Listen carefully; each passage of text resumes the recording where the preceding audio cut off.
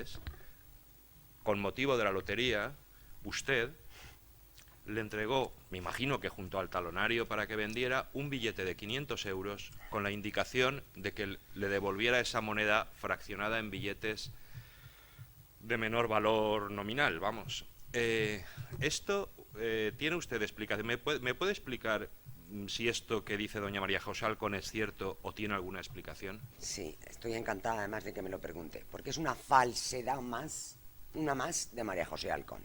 Primero y principal, la lotería es a la que se refiere ella, que se entregan talonarios con un recargo, no la hace el Grupo Popular, la hace el Partido Popular de la ciudad de Valencia y la lleva el tesorero, que en estos momentos es don Alejandro Fernando Chica, que ahora es el tesorero y antes era otros tesoreros. Jamás he organizado yo ningún tipo de lotería, porque no he sido el tesorero ni la tesorera, en su caso, del Partido Popular de la ciudad de Valencia. Punto 1, con lo cual ya es una falsedad más.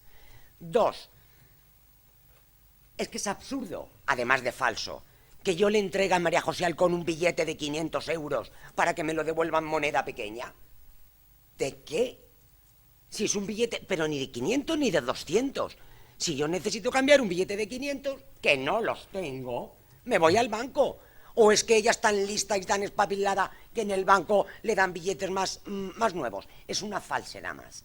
El Grupo Popular no se nutre de la lotería del Partido Popular. No se nutre. Eso es falso. Todo. Entendido. Exacto.